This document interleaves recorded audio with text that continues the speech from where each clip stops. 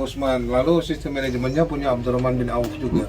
Punya satu sistem manajemen yang juga nggak pernah bangkrut maksudnya sampai hari ini, dan daya tahannya tinggi, sustainability-nya sangat tinggi. Dan bayar seikhlasnya itu sebenarnya jasa brewingnya, karena kopinya udah kita sedekahin. Oh gitu. Jadi brewingnya, nah nanti orang bilang, karena bayar seikhlasnya main tubruk-tubruk aja nih. Enggak, kita pakai standar SCA, Specialty Coffee Association dari Amerika. Jadi brewingnya juga dengan cara yang benar.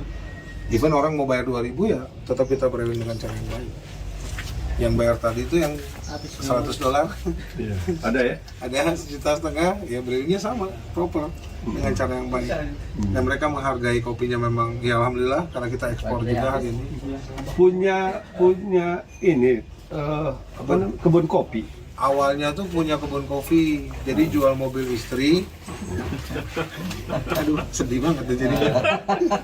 Berangkat dari 800 pohon. Iya. Dan hari ini alhamdulillah Allah udah titipin 240 hektar untuk kita kelola. Dengan sistem kebunnya Utsman Ibnu Affan, tanpa manajer, tanpa mandor, tanpa kepala kebun, tanpa kepala gudang, tanpa kepala logistik. Jadi pas panen langsung bawa aja. Panen, saya ekspor, ini 3.000 orang, ini saya punya duit 10M misalnya, yaudah kita bagi rata. Jadi mereka dapat berapa, aku dapat berapa, sama. Presentasinya? Sama. Iya. Dan itu ternyata lebih aman. Jadi aku nggak perlu ada manajer. Ada yang tidur-tiduran, teman yang tegur, kan sama duitnya, kamu mau tidur. Nah, dan alhamdulillah. Mereka nggak merasa karyawan. Betul, semua ngerasa ownership-nya ada, pemilikinya ada. Sistem itu yang dipakai rumah makan Minang. Nah, tuh. Aku nggak bikin sistem, dan orang nanya sistemnya bikinnya gimana, enggak. Mendingan main ke Padang tuh. Orang jalanin udah lama. Nah kalau mau lihat lagi, tukang parkirnya pun dapat bagian. Iya. Nah itu kan sebenarnya juga ya ujungnya di sana dengan Utsman Ibnu Affan gitu. Sama.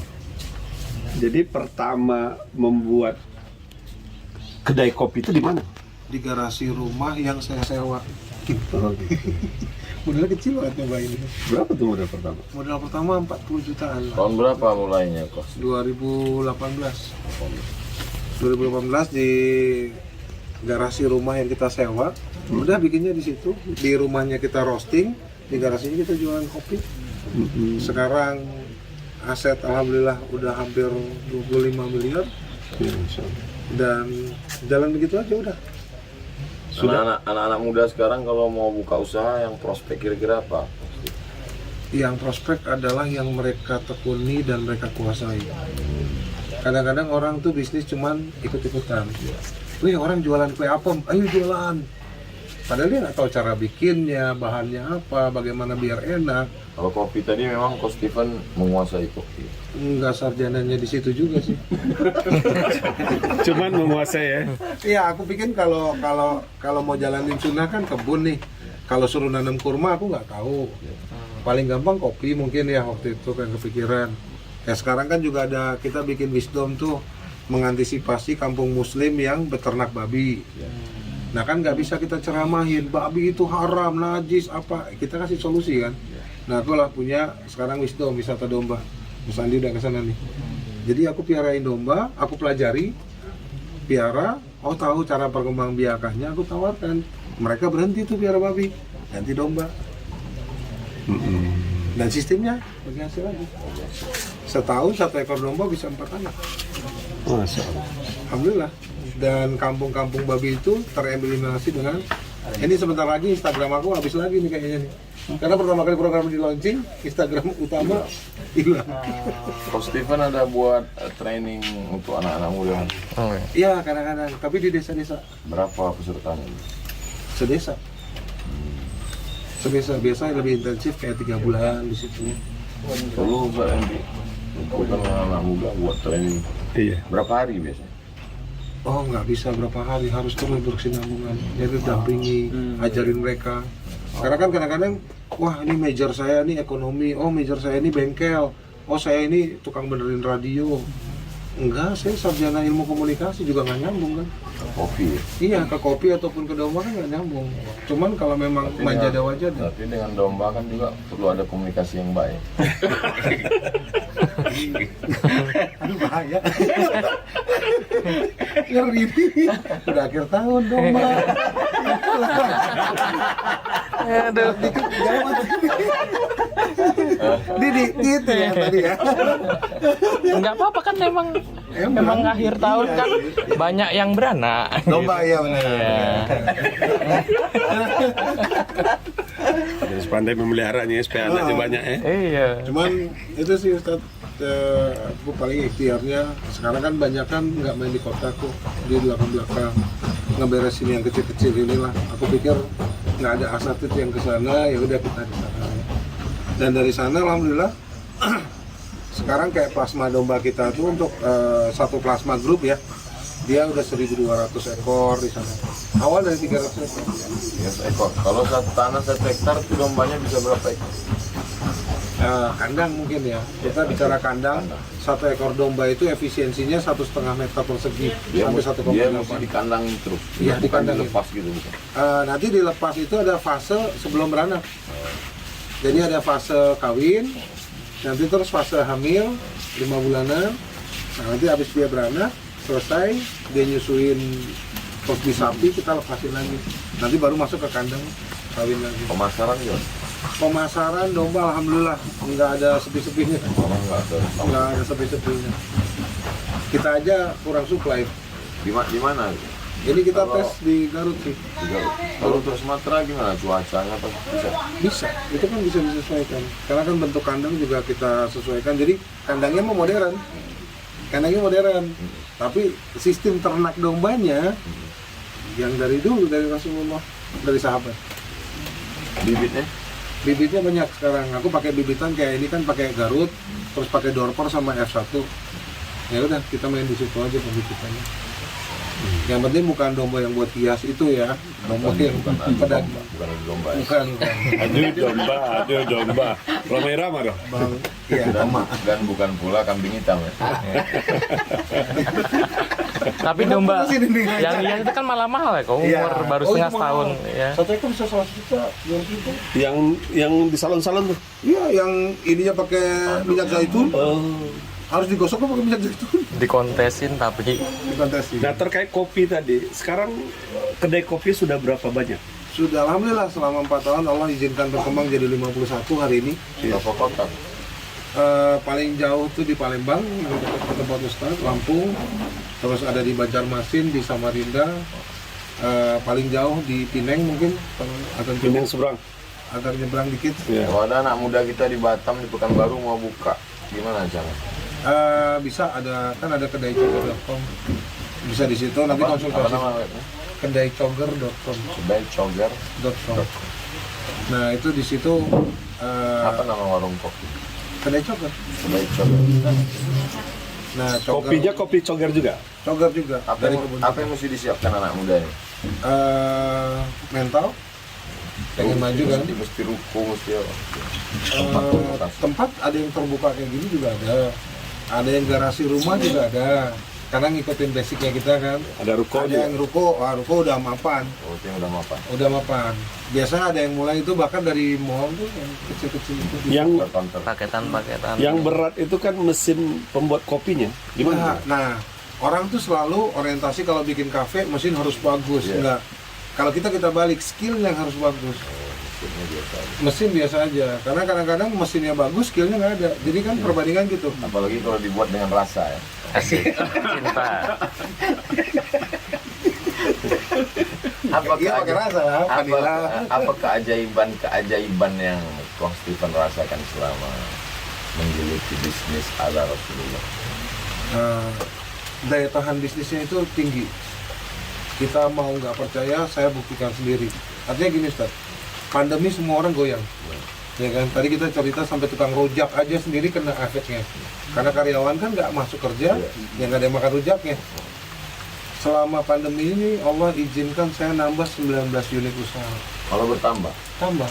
Saya nggak ada pengurangan karyawan, nggak ada pemecatan, nggak ada yang karyawannya jadi Senin Kemis.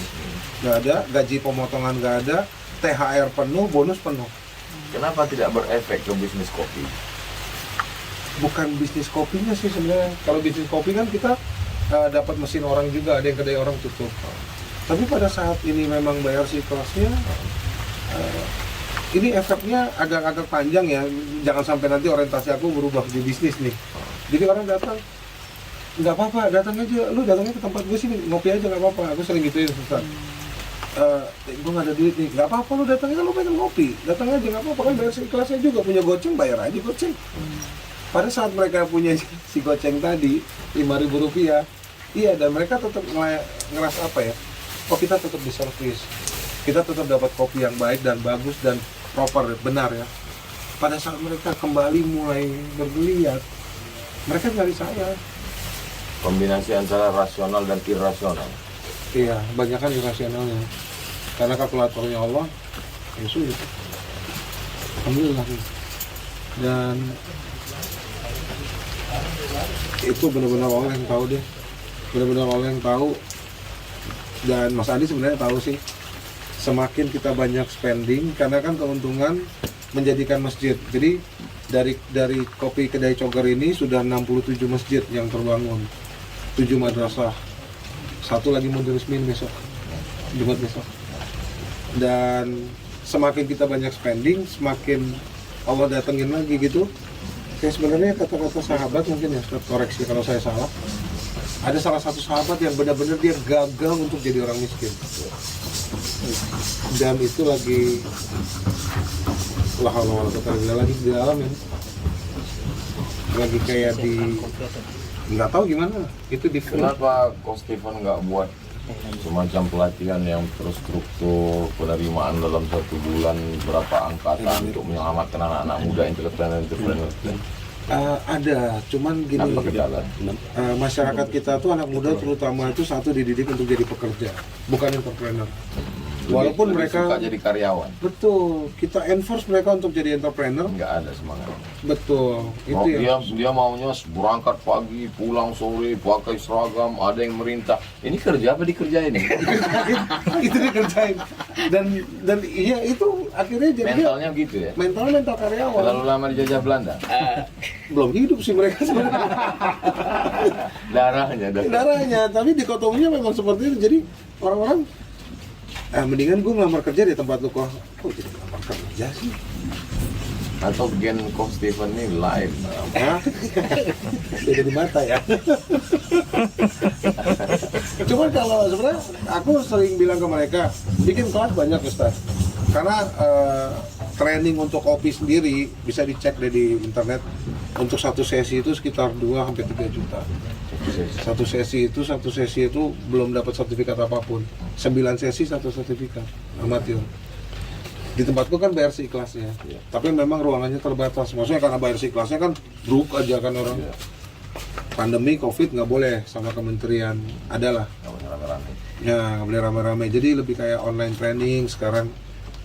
Cuman ya itu kembali karena saya bilang modalnya bukan kamu punya duit dari papi kamu, bukan. Mental kamu sendiri untuk mau nggak jadi entrepreneur dan punya mental entrepreneur nggak? Atau jangan diomelin orang. Yang pertama kali dibangkitkan mentalnya ya. Mentalnya, ini yang lebih butuh ustadz-ustadz untuk mengisi mentalnya. Kalau kita kan lebih kayak pelatihan ya. Tapi sekarang banyak juga masyarakat kita yang trauma dengan ustadz. Karena mentalnya dirusak ustadz.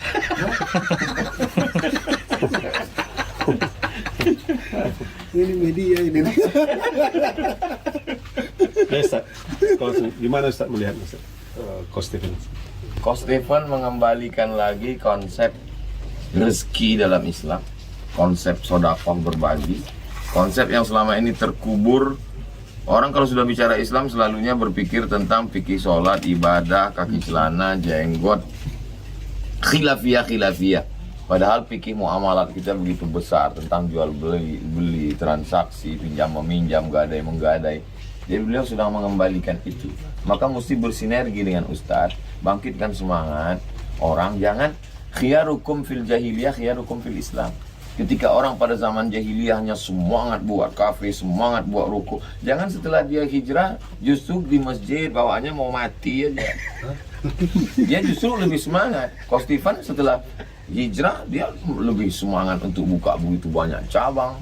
Tapi yang cabang yang beliau buka ini hanya cabang Kopi. Bukan cabang yang lain. walaupun beliau mampu kan. Iya. Hanya saja mungkin di keberanian dan Wah ini. tapi kita tidak luruskan. Jadi Ustadz mestinya menyampaikan at-tajir, seorang pedagang, as-soduq yang jujur, al-amin, amanah. Kalau dia serius menekuni entrepreneurship ini, dia kalau mati ma'an nabiyyin bersama para nabi, wasiddiqin bersama orang yang benar, wasyuhada bersama orang mati syahid, wassalihin. Itu terus kita katakan. Siapa yang pertama kali masuk surga? Orang kaya. Ana wa kafilul yatim. Siapa yang dekat dengan Nabi? Orang yang menyantuni anak yatim. Siapa yang bisa booking tempat di surga? Man bana masjidan. Itu terus dibangkitkan. Jangan yang kita sampaikan itu tempat yang paling baik adalah masjid, tempat yang paling jelek adalah pasar. Habis pasar kita. Jadi saya merasa connect dengan Coach Stephen. Allah itu lebih menyukai mereka yang berdagang dibandingkan nongkrong di masjid ya. Gimana sih bahasa? Al-mu'minul qawiyyu, seorang mukmin yang kuat secara finansial, fisiknya, hartanya, imannya, khairun lebih baik, wa ahabbu ilallah, lebih dicintai Allah, minal mu'minid dhaif, daripada mukmin yang lemah. Selalu dikambing hitamkan tasawuf. Orang tasawuf itu meninggalkan dunia, hanya berpasrah, tidak mau berusaha. Imam Junaid Al-Baghdadi, induknya ulama tasawuf, dia punya ruku, jual pakaian. Dan dia kalau pagi pergi buka rukunya, kalau ada pedagang dia layani, kalau tidak ada dia sholat sunat. 400 rakaat, ada nggak ada pembeli, tutup pulang. Jadi dia tidak mengunci dirinya di rumah, dia tetap ke pasar. Supaya apa? Supaya nanti dia tidak dituntut di hadapan Allah. Apa yang sudah kau lakukan dengan kaki, tangan, otak, jantung, darah untuk berusaha mencari rezeki Allah Subhanahu wa taala. Dan Coach Stephen mengamalkan itu, tidak malu. Ya, selama ini da'i ilallah, mengajak orang ke jalan Allah, tapi yang melakoninya justru Coach Stephen. Mudah-mudahan ini menjadi inspirasi buat anak-anak muda entrepreneur. Cuman yang saya harapkan ke depan dibuat pelatihan lebih terstruktur, 1 bulannya berapa, di Batam berapa, di Sumatera Utara, di Riau, sehingga lebih banyak lagi kita copy paste, kita cloning Coach Stephen ini. Oke. Tapi sebenarnya aku juga udah nyolong kan dari Abdurrahman bin Auf. Masya Allah. Metodenya kan ngambil semua dari sana. Tapi sebenarnya tinggal baca sih, kalau yang anak muda, daripada bacaannya buku motivasi nggak jelas berbahasa Inggris. Bacaan di mana? Baca aja, baca riwayatnya Abdurrahman bin Auf, baca Utsman, baca sahabat-sahabat itu. Kalau ingin tahu informasi tentang kopinya di mana? kedaicoger.com. Di apa ya, email website-nya. Oke guys, itu tadi bincang kita Tuan Guru bersama Coach Stephen. Ya guys ya, terima kasih. Assalamualaikum warahmatullahi wabarakatuh. YouTuber. Bisa tangan dengan situ. Oke. Karena baterai mau habis makanya. Wah, pantesan. Ikat. Iya. Sekarang lagi banyak Yang jadi video Ustadz Hani Boni ditawari mak-mak tadi udah keluar. Itu selisih 10 menit dari tadi selesai ngomong Ustadz di iya cepet banget. Udah ngirim Udah. ini. Buat ketawa-ketawa sih parah sih. Sedang tausiah Ustadz Hani Boni ditawarin istri kan Langsung. lucu. Jadinya menarik. Tapi emang kegantengan tuh bahaya.